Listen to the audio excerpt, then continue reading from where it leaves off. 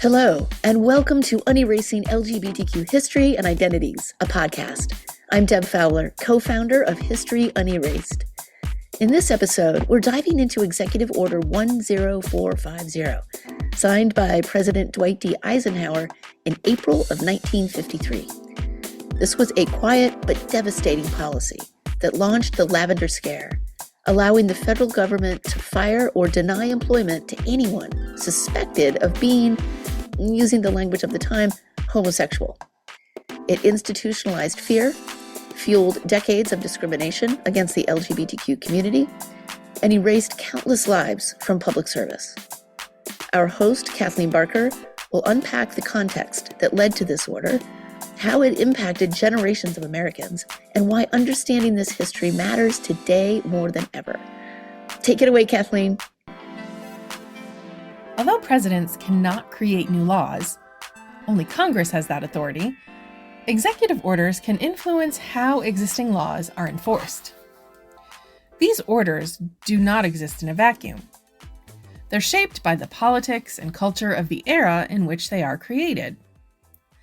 Franklin D. Roosevelt's 1942 Executive Order 9066, for example, was issued when the United States was at war with Japan, and it led to the forced relocation of Japanese Americans during World War II.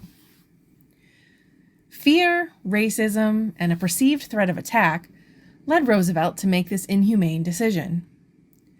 Some executive orders, however, paved the way for progress, such as Harry Truman's Executive Order 9981, which ended racial segregation in the United States military. This 1948 order was an important step on the path to greater civil rights for African Americans.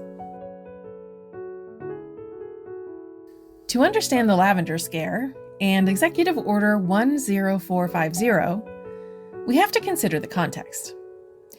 In the 1950s, the Cold War between the United States and the Soviet Union was in full swing. America was nervous, afraid of spies, nuclear war, and the spread of communism. And events at home and abroad helped foster this fear. In 1948, Al Jurhis, a high-ranking U.S. government official who worked in the State Department during and after World War II, was accused of secretly being a communist and spying for the Soviet Union in the 1930s. In August 1949, the Soviet Union detonated its first atomic bomb. The Chinese Revolution ended in October 1949, with the most populous country in the world now under a communist dictator, Mao Zedong. This fear of communism turned into paranoia, and the government began searching for any threat to national security. Several months later, on February 9, 1950, Wisconsin Senator Joseph McCarthy claimed that he had a list of communists who were working in the U.S. government. Suspected communists were hunted, questioned, blacklisted, and even jailed, often with little or no proof. At the same time, a parallel attack was brewing. Something quieter, but just as devastating. Instead of focusing solely on communists and people with so-called leftist beliefs, people in power also began targeting another group they considered dangerous: members of the LGBTQ community. This targeting of the LGBTQ community was known as the Lavender Scare. The term lavender was often used as a coded reference to homosexuality. And during this time, government officials claimed that members of the LGBTQ community were a security risk. Why? Well, officials believed that if someone was gay, they might be vulnerable to blackmail by foreign agents. The thinking was that if a person was hiding something, like their sexual orientation, they were susceptible to bribery by nefarious actors, including communist agents. This logic was obviously deeply flawed, but widely accepted. There was zero evidence that this ever happened, but fear doesn't always care about facts. In 1950, the U.S. State Department fired 91 employees because they were, quote, homosexual or suspected of being homosexual. In the next 2 years, nearly 200 more State Department employees were dismissed for the same reason. No actual breaches in security could be traced to any employee labeled homosexual before or after the State Department began its purges. In 1953, President Dwight D. Eisenhower signed Executive Order 10450, expanding the federal government's ability to fire employees considered a threat to national security. This order allowed the federal government to fire employees or reject job applicants, not just for criminal behavior or disloyalty, but for anything seen as immoral or a security risk. On paper, it was about loyalty and safety. But if you read between the lines, you'll see it was really about something else: sexuality. Executive Order 10,450, Security Requirements for Government Employment. Whereas the interests of the national security require that all persons privileged to be employed in the departments and agencies of the government shall be reliable, trustworthy, of good conduct and character, and of complete and unswerving loyalty to the United States. Section 8A. The investigations conducted pursuant to this order shall be designed to develop information as to whether the employment or retention and employment in the federal service of the person being investigated is clearly consistent with the interest of the national security. Such information shall relate, but shall not be limited to the following. 1. Depending on the relation of the government employment to the national security. Sub 1. Any behavior, activities, or associations which tend to show that the individual is not reliable or trustworthy. 2. Any deliberate misrepresentations, falsifications, or omissions of material facts. 3. Any criminal, infamous, dishonest, immoral, or notoriously disgraceful conduct, habitual use of intoxicants to excess, drug addiction, sexual perversion. 4. Any illness, including any mental condition of a nature which, in the opinion of competent medical authority, may cause significant defect in the judgment or reliability of the employment, with due regard to the transient or continuing effect of the illness and the medical findings in such case. 5. Any facts which furnish reason to believe that the individual may be subjected to coercion, influence, or pressure which may cause him to act contrary to the best interests of the national security.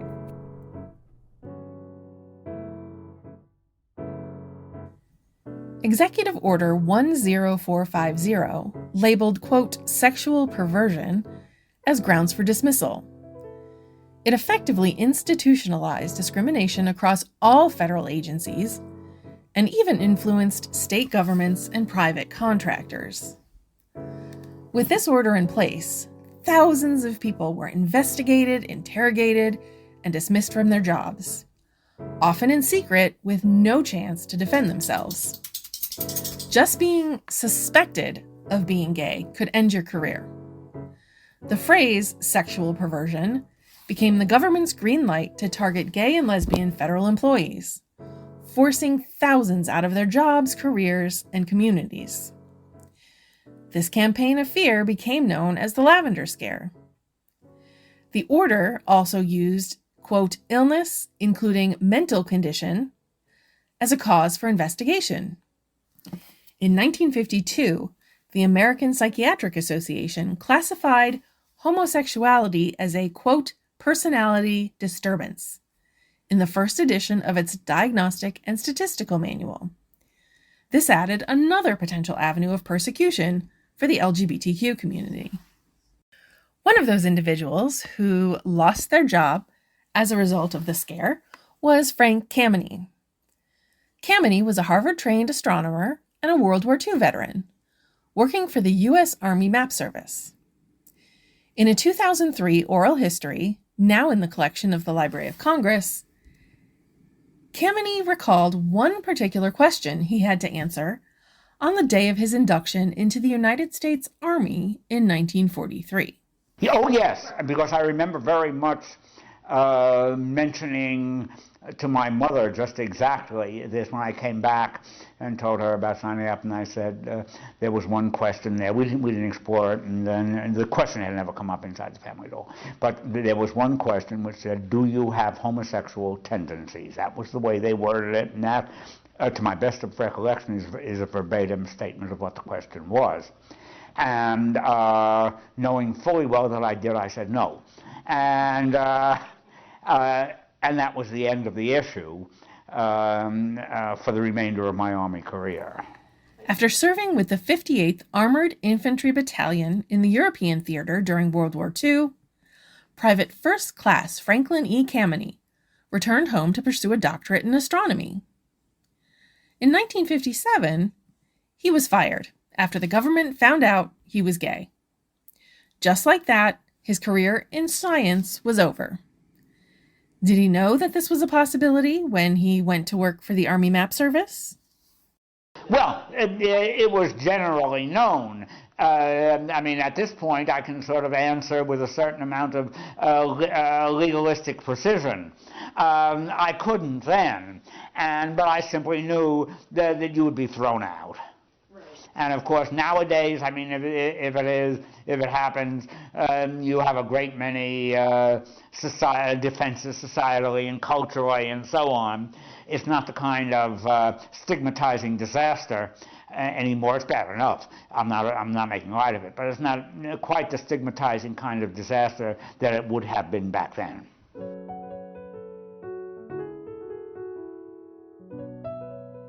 But unlike many others, Kameny didn't go quietly. Instead of walking away, he fought back.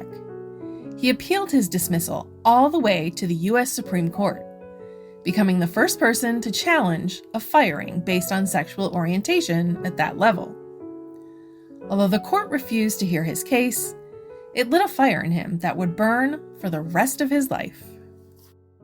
Kameny quickly shifted from scientist to activist.